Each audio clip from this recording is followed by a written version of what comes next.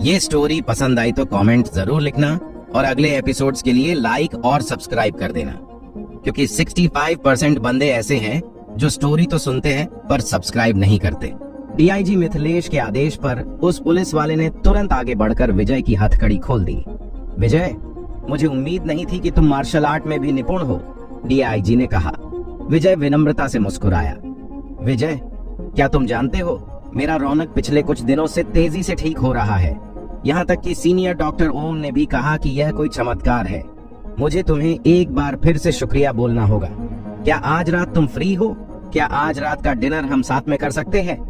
ठीक है, विजय ने इस पर सहमति दे दी। फिर यह तय रहा, तेज और प्रभास, तुम दोनों भी साथ में आ रहे हो। हम रॉयल हॉरिजन होटल में डिनर करेंगे।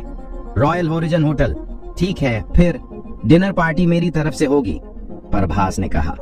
अरे कोई जरूरत नहीं है, विजय के लिए मेरी तरफ से यह एक छोटी सी डिनर पार्टी है। इसी बहाने मेरे प्रमोशन की ट्रीट भी हो जाएगी। डीआईजी मिथिलेश ने प्रभास से पैसे देने के लिए मना कर दिया। चलो अब यहाँ से चलते हैं। डीआईजी मिथिलेश विजय के साथ इंटेरोगेशन रूम से बाहर निकले और पीछे पीछे प्रभास और बाकी सब थे। विजय जब इंटेरोगेशन रूम से बाहर निकला तो उसने राहत की एक सांस ली। इस घटना के बाद वो डीआईजी मिथिलेश के प्रति और भी अधिक आड़नी महसूस करने लगा था। अगर आज वो नहीं होता तो वो बड़ी मुसीबत में पड़ जाता और लंबे समय तक जेल में बंद भी रह सकता था। डीआईजी मिथिलेश के साथ कुछ और बातचीत करने के बाद विजय ने पुलिस स्टेशन से अपना सामान और अपनी 3 व्हीलर बाइक बरामद की। पुलिस स्टेशन के सामने के एंट्री गेट पर प्रभास ने उससे कहा, विजय, तुम्हारा विला शिफ्ट होने के लिए तैयार है। चलो आज चलते हैं। घर बदलना एक शुभ कार्य है, यह दुर्भाग्य को दूर करता है। अच्छा विचार है, चलो आज चलते हैं। सोहम और बाकी लोग भी सहमत हो गए। तो ठीक है, चलो चलते हैं। विजय इसके बारे में सोचने के बाद सहमत हो गया। वैसे भी उसे कुछ दिन बाद वहां शिफ्ट होना ही था। अब जब सभी चाहते थे कि उसे आज शिफ्ट होना चाहिए तो इसमें कोई बुराई भी नहीं थी, लेकिन फिर भी उसे अपने पुराने घर से बहुत सी चीजें लानी थी। चलो चलते हैं, आज हम विजय की घर शिफ्ट करने में मदद करेंगे। प्रभास विजय से भी ज्यादा खुश था। विजय फिर अपनी 3 व्हीलर बाइक पर बैठ नगीना गांव की ओर चल दिया। उसके पीछे पीछे लग्जरी कारों का एक काफिला था। विजय के गांव लौटने पर एक और हंगामा हुआ। विजय वापस आ गया है, उस दृश्य को देखो, लग्जरी कारों का एक पूरा काफिला उसके पीछे चल रहा है। हे ऊपर वाले, विजय निश्चित रूप से भाग्यशाली है। नगीना गांव के सभी लोग अपने अपने घरों से बाहर निकले और कारों के इस काफिले की ओर इशारा किया और टिप्पणी की। उनके चेहरे पूरी तरह से प्रशंसा प्रदर्शित कर रहे थे। विजय ने अपने घर के सामने वाले गेट पर अपनी बाइक रोक दी, फिर सभी से घोषणा की, मेरे साथी ग्रामीणों, मैं आज नगीना गांव से दूर जा रहा हूं। मेरी जड़ें इसी गांव से जुड़ी हुई हैं, इसलिए मैं अक्सर यहाँ आता जाता रहूंगा। सबने जय जयकार की। विजय घर बदल रहा है, यह अच्छी खबर है। अरे देखा तुमने, विजय ने क्या कहा, वो अपने गांव को कभी नहीं भूलने वाला। गांव वाले आपस में चर्चा करने लगे। विजय ने अपने पूरे घर का चक्कर लगाया और जितनी भी उसकी काम की चीजें थी उन्हें उसने मिस्टर मोहन और बाकी सब की कारों में रख दिया। इसके बाद सभी गांव वाले विजय को अलविदा कहने आए और सड़क पर जाता हुआ वो दुर्लभ काफिला उनकी आंखों के सामने से ओझल हो गया। शाम हो चुकी थी जब विजय विला पहुंचा। उसने अपने नए घर के चारों ओर कई बार चक्कर लगाया। विला बहुत बड़ा था और सजावट बेहद शानदार थी। विला के बाहर एक गार्डन और एक स्विमिंग पूल था। वो जीवन भर एक छोटे से घर में रहा और उसे ऐसी जगह रहने की आदत नहीं थी। वो लिविंग रूम के बीच में खड़ा हुआ और चारों ओर देखा। उसका दिल भावनाओं के मिश्रण से जोर जोर से धड़क रहा था। जल्द ही उसे डीआईजी मिथिलेश का फोन आया। विजय, एक बुरी खबर है, राघव बत्रा फरार हो गया है। विजय की यह खबर सुनकर भौहें सिकुड़ गई। राघव बत्रा एक गैंगस्टर था और अपनी क्रूरता के लिए कुख्यात था। यदि वो भाग गया था तो इस बात की बहुत अधिक संभावना थी कि वो अंततः अपना बदला लेने के लिए वापस जरूर आएगा। विजय उससे डरता नहीं था, लेकिन वो मिस अहाना की सुरक्षा के बारे में चिंतित था। मैंने पहले ही पूरे शहर में उसका पीछा करने के लिए एक टीम लगा दी है और हम जल्द से जल्द उसे पकड़ने की कोशिश करेंगे। ऐसा होने से पहले मुझे आशा है कि तुम अलर्ट रहोगे।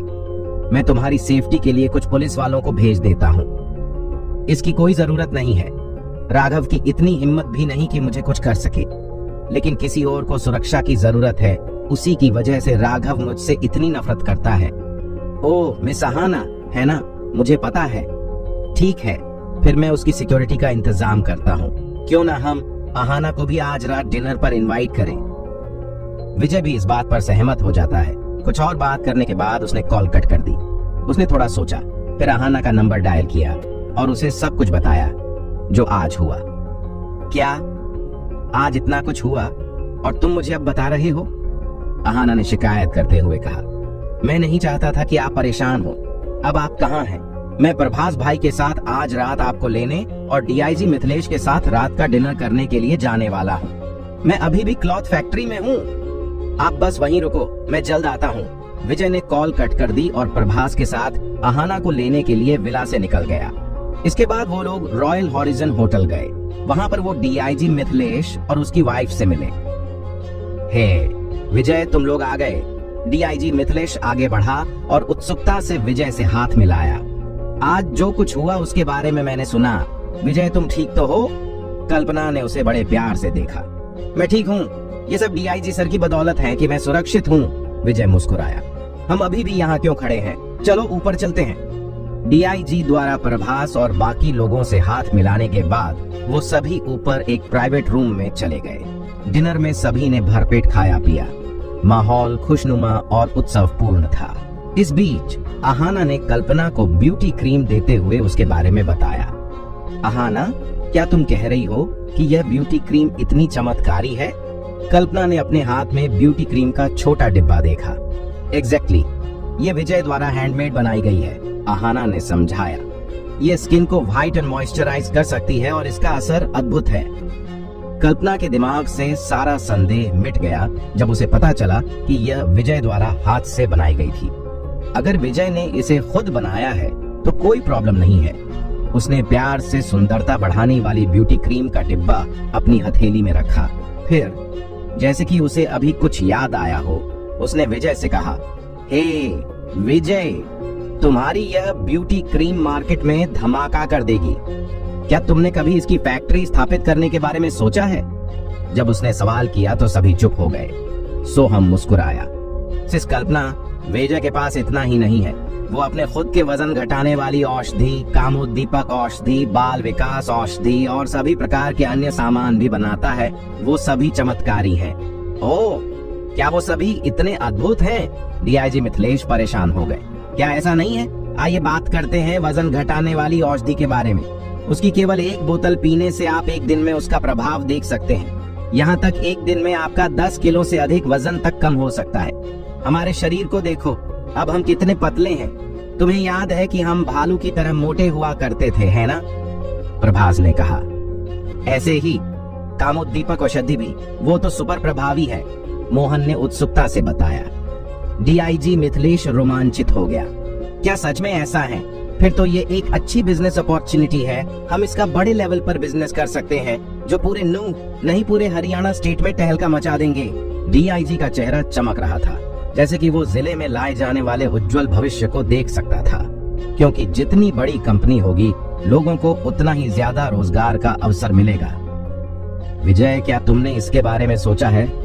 अगर तुम ऐसा करने का फैसला करते हो तो मेरा फुल सपोर्ट रहेगा। कागजी कार्रवाई में कोई प्रॉब्लम नहीं होगी, डीआईजी ने पूछा। डिनर टेबल के आसपास बैठा हर कोई विजय की ओर उम्मीद से देख रहा था। विजय चिंतनशील लग रहा था। उसने पहले भी बिजनेस करने के बारे में सोचा था, लेकिन लार्ज स्केल पर औषधि बनाने के लिए औषधीय जड़ी बूटियों की आपूर्ति और औषधि के उत्पादन दोनों में समस्याएं थीं। सबसे बड़ी समस्या यह थी कि कच्चे माल की आपूर्ति बड़े पैमाने पर उत्पादन की मांगों को पूरा नहीं कर सकती। दूसरा, संसाधित होने से पहले हर एक जड़ी बूटी में ऊर्जा डालने की आवश्यकता थी ताकि उसकी शक्ति को पूरी तरह से बढ़ाया जा सके। विजय के अलावा कोई और यह नहीं कर सकता था।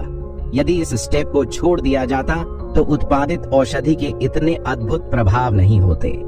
हाल ही में उसने ताबीज बनाने की कला में प्रवेश किया था। अब उसकी शक्तियां पहले से ज्यादा बढ़ चुकी थीं, तो उनके पास उत्पादन की समस्या का समाधान हो सकता है। लेकिन फिर भी जड़ी बूटियों की आपूर्ति की समस्या बची थी।